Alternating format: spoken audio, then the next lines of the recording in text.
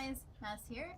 Today I am going to show you how I put my lights together. I did not have the foresight to take a video of me actually wiring them up, cutting, but I did take a video of me soldering them.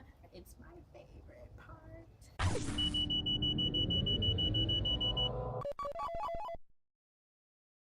The goal is this.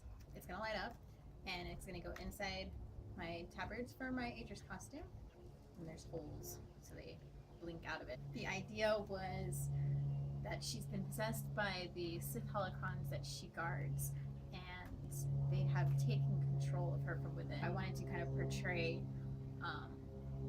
it sort of like breaking out of her in a way. I spent a lot of time and translated the Sith code into an archaic form of Sith script called Katat, I believe it's pronounced. It's not, whatever.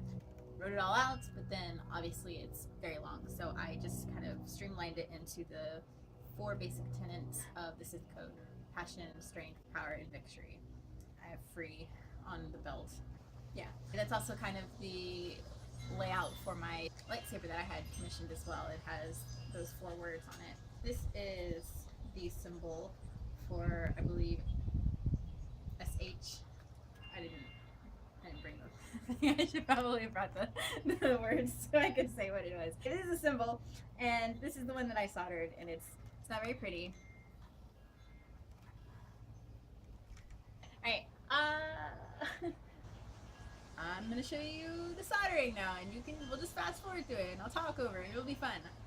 I just want to preface this by saying I am not an expert on this, and this was my first LED project, so there is likely a better way to do what I did. I made it way more complicated and just cut parts of the wire to fuse the legs too, but you could get away with stripping the entire wire, then taping up or heat shrinking the exposed unused parts. I just wanted this to be more precise. Also, with as many symbols and connections as I had, it would have been nearly impossible to keep track of which wire was positive and which was negative. I drew out the design of the shape I wanted, then punched holes in the pattern in these plastic sheets to keep the LEDs locked in place. They're sandwiched between 2 of the sheets, and I bent the tips of the legs into hooks to solder the wire. Then I laid them all as flat as I could so they would slip into the tabards. They poke up a little, but it's not too bad. I used the 5mm round top red candle flicker LEDs from Lighthouse LED. They have a 1.9 and 2.1 forward voltage, which is why I needed to have 4 groups per 9-volt battery. They aren't as bright as the Piranha LEDs that I paired with for my holocron, and they are taller, so they poke out a little bit more, but that flicker effect was a must for me. When soldering, please be super careful. I have the missing flesh in my fingers to prove just how painful touching that thing on accident can be. Oh, mouse, you might say. How dumb can you be to touch it?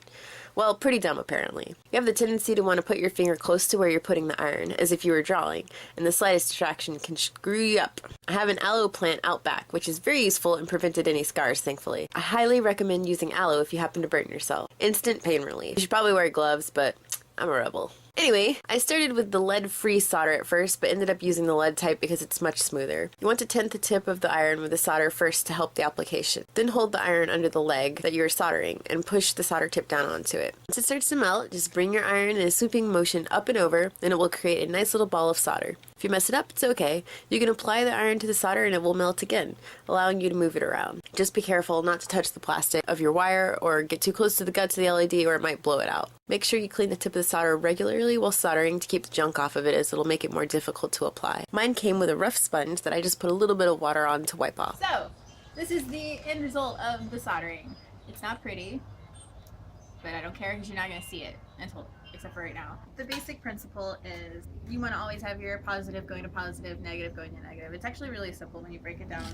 The ones that I used were not ideal for sticking into tabards because they're kind of large, in LED terms anyway.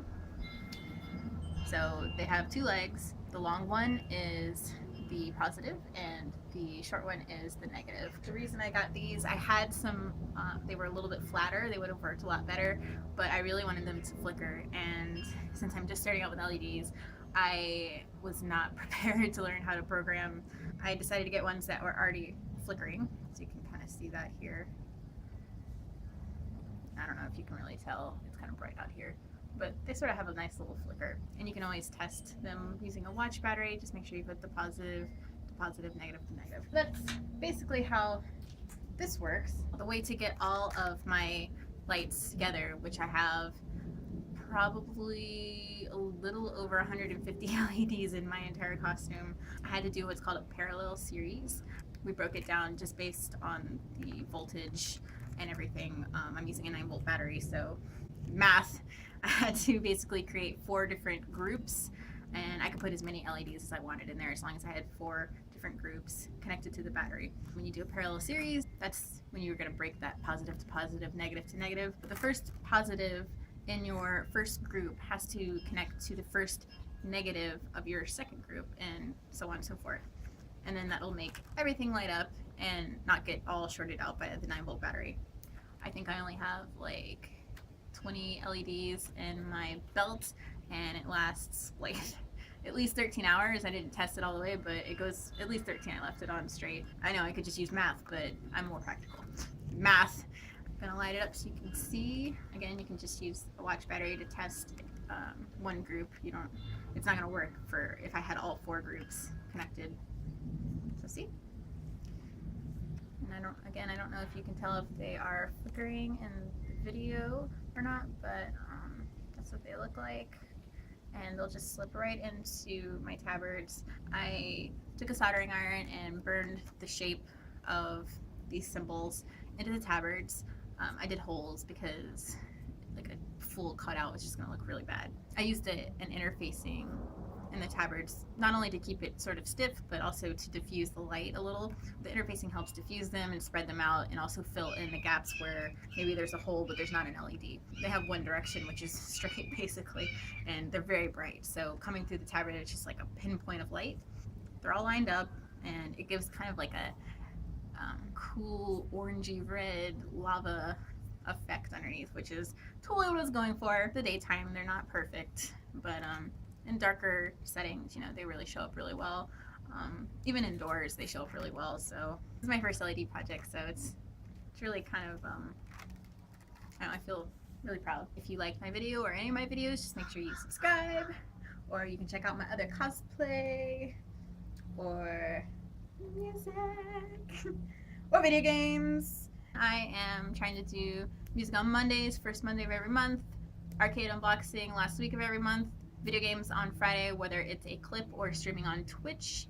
Trying to do a cosplay related video every Saturday. I don't know if I'll always be successful with all of those, but basically rest assured that I'll have something up at some point forever, the end. Facebook in the description, and may the force be with you.